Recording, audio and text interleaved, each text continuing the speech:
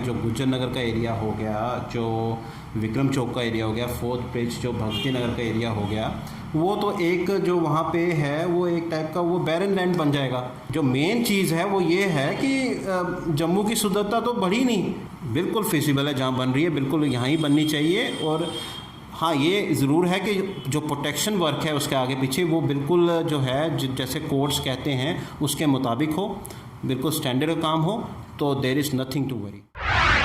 नमस्कार, आप देख रहे हैं स्पिरिट न्यूज़ और मैं हूं वंदना हंस।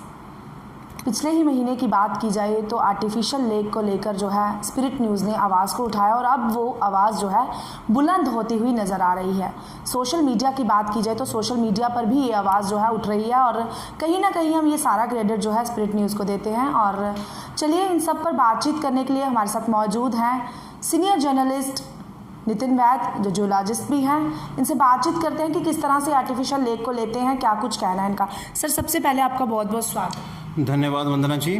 सर, सबसे पहला सवाल कि कई निजी चैनल्स में जो है आर्टिफिशियल लेक को लेकर काफ़ी बातें उठ रही हैं, काफ़ी प्रतिक्रियाएं दी जा रही हैं और उन टिप्पणियों में ये भी कहना है कि आर्टिफिशियल लेक जो बनाई जा रही है वो फिजिबल नहीं है, जिस जगह पर वो बन रही है वो सही जगह नहीं है, ऊंचाई पर इसे बनाया जाना चाहिए था। इसके बारे में आपका क्या कहना है? हाँ, ये मैंने भी एक दो चैनल में देखा था कि और काफ़ी लोगों की प्रतिक्रिया इसमें है, मैंने सुना भी है ऐसे जनरल पब्लिक से कि जिस जगह में अभी बन रही है वो जगह जो है वो ठीक नहीं है, फिजिबल नहीं है। कुछ ये भी आरोप लगते हैं कि उस समय के जो हमारे इरिगेशन मिनिस्टर थे जनाब ताज मौजूद्दीन साहब, हाँ जी, ये उन्होंने अपनी निजी फ़ायदे के लिए, क्योंकि उनका घर उससे नीचे है, तो वो लेक को वहाँ पे बनाया है।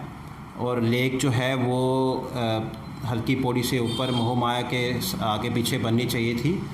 तो इसके बारे में मैं कहूँगा कि सबसे पहले जो ये लेक है, ये लेक हमारे जम्मू सिटी के लिए बन रही है। ये लेक हमारे आउटसाइड जम्मू की जो है ब्यूटिफिकेशन के लिए बन रही है, जम्मू सिटी के जो है उसके टूरिस्ट पोटेंशियल को बढ़ाने के लिए बन रही है। अगर हमने लेक ये मोह माया का अगर बन गया तो वो आउटसाइड जम्मू हो गया। अगर वहाँ बनाना होगा तो जम्मू जो है हमारा, जो मेन जम्मू है, जो गुज्जर नगर का एरिया हो गया, जो विक्रम चौक का एरिया हो गया, फोर्थ ब्रिज जो भगती नगर का एरिया हो गया, वो तो एक जो वहाँ पे है वो एक टाइप का वो बैरन लैंड बन जाएगा। क्योंकि अगर बैराज हमने ऊपर बना दिया, और नॉर्मली देखा जाता है कि जो बैराज से जो नीचे के हमारे इलाके होते हैं उसमें पानी का जो निकास जो है वो बहुत कम होता है। आप देख लीजिए एग्जांपल रावी बराज का देख लीजिए, उज बराज का देख लीजिए, पीछे पानी ज़्यादा रहता है ज़्यादातर। सुनने में ये भी आ रहा है, कंसर्न में आ रहा है कि अगर बैराज बन जाता तो जितने भी निचले इलाके हैं वहाँ पर जो है खतरा है। किस तरह का खतरा रहेगा? चलो इसके बारे में बताता हूँ। ख़तरा तो कुछ है नहीं है, लेकिन अगर हम देखा जाए कि अगर ऊपर ही बैराज बन जाएगा तो नीचे के इलाके में जो है वो पानी कम ही आता है। वो जब बरसात के दिनों में जहाँ बड़ी फ्लडिंग होगी तो चलो फिर भी वो हम थोड़ा बैराज खोलेंगे तो पानी आ सकता है। वो भी एक जो है वो एक सिस्टम से खोलते हैं, ऐसे नहीं कि वो एकदम सारा खोल देंगे और पूरा पानी जो है वो नीचे को आ जाएगा। एक ऑटोमेटेड सिस्टम से खोला जाता है पानी का जो निकास जो है। और सबसे बड़ी बात है कि अगर वो नीचे बिल्कुल एक नाला बन गया तो वो हमारा जो मेन सिटी है वो तो एक गंदे नाले में तब्दील हो जाएगा। और जो इंक्रोचमेंट्स हमारी तवी में ऑलरेडी इतनी हो रही हैं, आप गुज्जर नगर का इलाका देख लो कैसे नीचे तक इंक्रोचमेंट हो रही है, आगे भी इंक्रोचमेंट हो रही है। ये तो आप उनको एक ओपन इन्विटेशन दे रहे हो कि हाँ जी हमने लेक पीछे बना दी, आगे नाला हो गया। जब लोग देखेंगे लैंड ऐसे खाली है, यहाँ पानी नहीं आता है, तो इंक्रोचमेंट भी बढ़ना शुरू हो जाएगी। और जो मेन चीज़ है वो ये है कि जम्मू की सुंदरता तो बढ़ी नहीं, जो ब्यूटिफिकेशन हुई वो तो पीछे रहेगी। और दूसरी जो है एक अगर टेक्निकल बात की जाए वो ये है कि जो हमारा टॉप फोर्थ ब्रिज है, जहाँ यानी कि सिदरा का जो हमारा ब्रिज है उसका लेवल है तकरीबन 315 मीटर, और जो अभी जहाँ बैराज बन रहा है इसका लेवल है तकरीबन 294 मीटर्स। तो ये तकरीबन 21 मीटर जो है लेवल का फ़र्क है। तो ये एक सफिशेंट जो है लेवल का फ़र्क है। अगर देखा जाए कि जहाँ पे ये बैराज बनाने की बात करें, अगर मोह माया बनता है तो उसका लेवल जो होगा वो तकरीबन 306 मीटर है।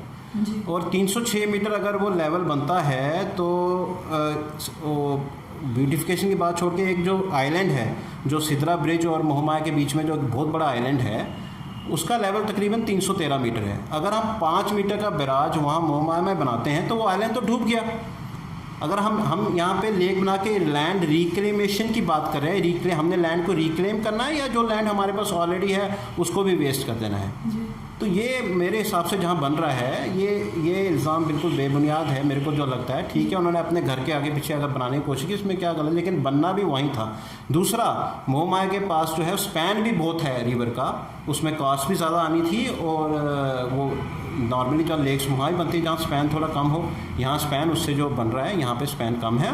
और यहाँ पे अगर बने तो जो हमारा जम्मू सिटी का मेन एरिया है वो कवर होता है, तो जम्मू सिटी को इसमें फ़ायदा होता है, रोज़गार यहाँ मिलता है। ये जो बाहर बना के इसका कोई फ़ायदा नहीं है। और ये पूरा कॉस्ट की आपने बात की, अभी तक 50 से 55 करोड़ तक खर्चा आ चुका है। सुनने में आया है कि इसमें काफ़ी करप्शन हुई है। किस तरह से आप इस बात को लेते हैं? क्या ये बात कितनी सही है? कितना लोग इस बारे में सोचते हैं?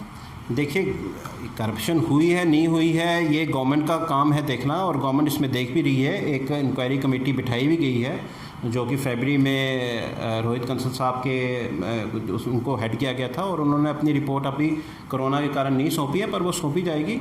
पैसा उसमें कितना लगा है वो ऑडिट उनका काम है देखना, और वो देख भी रहेंगे। अच्छे देखे, अभी जो है लेफ्टिनेंट गवर्नर की एडमिनिस्ट्रेशन है, हमें उनसे बहुत उम्मीदें हैं। ऑडिट जो होगा, अगर कोई धांधली हुई होगी तो वो सामने आ जाएगी। हाँ, ये भी है, पैसा लगा भी है भाई। ये जो पिलर्स हैं एक रिवर बेड पे बने हुए हैं, और इसमें फाउंडेशन में ही इतना पैसा लग जाता है। वो ऐसे थे ना, मतलब पिलर्स जो हैं तैयार हो गए हैं। अब कितना नहीं लगा इसमें मैं टिप्पणी नहीं करूँगा, ये गवर्नमेंट का काम है देखने का। तो होपफुली पैसा लगा भी है, पर जितना अगर ठीक लगा नहीं लगा ये उनका काम है देखना। ये भी बातें सामने आ रही हैं कि अगर आर्टिफिशियल लेक बनता है तो जितने भी पुल हैं वो डूबने का खतरा है। सिटी की बात की जाए तो कभी बारिश होती है तो उसे भी जो है खतरा है।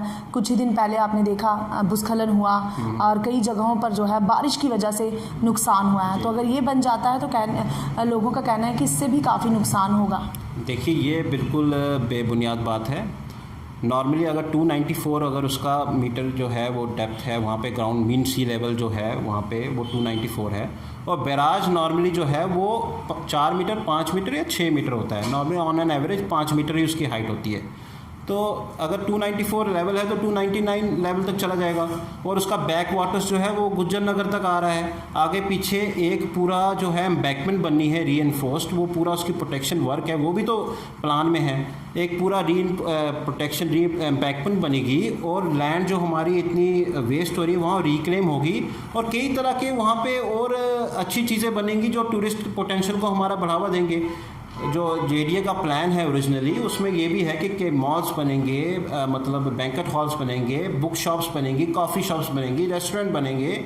एक पूरा इंटेलेक्चुअल माहौल जो है वो हमारे जम्मू सिटी का बनेगा, और टूरिस्ट का तो आप रहने दीजिए, ऐसा पोटेंशियल बनेगा कि ऑलरेडी जो है हमारा जम्मू क्या है, जम्मू तो एक ओल्ड एज होम में जो है वो तब्दील हो गया है। आप देखिए यंग जनरेशन को वो कोई यहाँ पे जो है एम्प्लॉयमेंट एवेन्यूज़ है ही नहीं।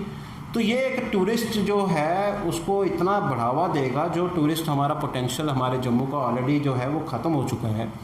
वैष्णो देवी में ट्रेन जाने के कारण यहाँ तो है नहीं है, कोई टूरिस्ट का अट्रैक्शन रही नहीं है। इस लेक के कारण आगे पीछे भी जो है हमारे बाबा टेम्पल हो गया, अमर सिंह महल हो गया, मुबारक मंडी कम्प्लेक्स हो गया, ऊपर से गंडोला का प्रोजेक्ट जा रहा है। ये हमारे जम्मू के लिए इतना लाभदायक होगा और इतना इसमें एम्प्लॉयमेंट जनरेट होगी। अब ये हम वी आर वेरी लकी, हमारे तवी में ये पीरियड सोर्स है वाटर का। और अगर आप देखें पंजाब के लोगों के लिए ये इतनी एक बड़ी मिसाल, इतना ब्यूटीफुल एरिया बन जाएगा कि आप इसकी कल्पना छोड़िए। और दिल्ली उल्ली के लोगों के लिए तो ये एक टाइप का स्विट्ज़रलैंड ही बन जाएगा। तो हम सब का irrespective of all the party affiliations हमारा फोकस ये होना चाहिए सबका, जम्मू वासियों का, कि इस प्रोजेक्ट को जल्द से जल्द शुरू किया जाए।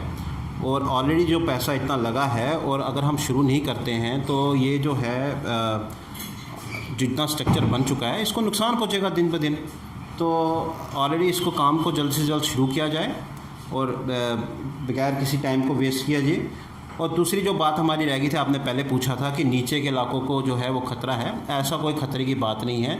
जब रिवर प्रोटेक्शन की बात होगी, अगर पीछे एम्बैंकमेंट बनेंगे आगे भी बनेंगे, और ये 5 मीटर का बैराज में ऐसा कोई नहीं होगा कि हम इसको खोलेंगे तो इतनी बाढ़ आ जाएगी। अगर यही फ़िलासफ़ी देखा जाए तो डैम्स बने नहीं। हमारा सरायल डैम जो है उसकी 113 मीटर हाइट है, तो उसमें इतनी ज़्यादा स्लोप भी है, अगर उसका भी फ्लश आउट होता है, वो पानी जाता है उसके नीचे आता है, तो ये तो ना कि वहाँ सारे जो उसके निचले इलाके हैं रियासी बह ही गया है, वो तो ये तो मतलब एक टाइप की ऐसी सोच होगी है कि इस तरह की सोच रखेंगे तब तो हमारे कहीं डेवलपमेंट नहीं होगी। यानी आप उन लोगों को सीधे तौर पर नकार रहे हैं जो ये कहते हैं कि आर्टिफिशियल लेक बनाना यहाँ पर फिजिबल नहीं है। बिल्कुल फिजिबल है, जहाँ बन रही है बिल्कुल यहाँ ही बननी चाहिए। और हाँ, ये ज़रूर है कि जो प्रोटेक्शन वर्क है उसके आगे पीछे वो बिल्कुल जो है जैसे कोर्ट्स कहते हैं उसके मुताबिक हो, बिल्कुल स्टैंडर्ड काम हो, तो there is nothing to worry. एक बात मैं इसमें ऐड करना चाहूँगा, कुछ ये भी हमें सुनने में आया है, कुछ लोग कहते हैं कि हाँ जी इसमें जो लेक में जो है ये फिजिबल यहाँ बहुत सिल्ट जमा हो जाएगी, क्योंकि इतना पानी पीछे से तभी का आता है, बरसात में गंदा पानी आता है। तो सिल्ट तो भाई वो तो डैम्स में भी जमा होती है, अगर वो उसके लिए तो बैराज बनाया गया है। अगर जब बोरी जमा हो जाएगी तो बैराज को खोल के सिल्ट साफ़ कर दिया जाएगा। ये भी एक बिल्कुल प्रैक्टिकल बात ही लगती है, क्योंकि जहाँ इतने स्लोप हैं डैम्स में, सलाल डैम में और या बलगेहार डैम में कम सिल्ट जमा होती है, वहाँ भी तो फ्लश आउट होता है। तो मैं कहता हूँ इस तरह की बात करके हमें उन ताकतों को बढ़ावा नहीं देना चाहिए जो कि जम्मू में कोई डेवलपमेंट नहीं चाहते हैं। आज तक अगर देखिए कुछ भी हो तो पिछले 4-5 सालों में हमारे जम्मू के एरिया में डेवलपमेंट हुई है, बड़े अच्छी यूनिवर्सिटीज़ बनी हैं, अभी रिंग रोड बनी, एक्सप्रेस हाईवे आ रहा है, आईआईटी बनी, आईआईएम बना, आईआईएमसी बन रही है।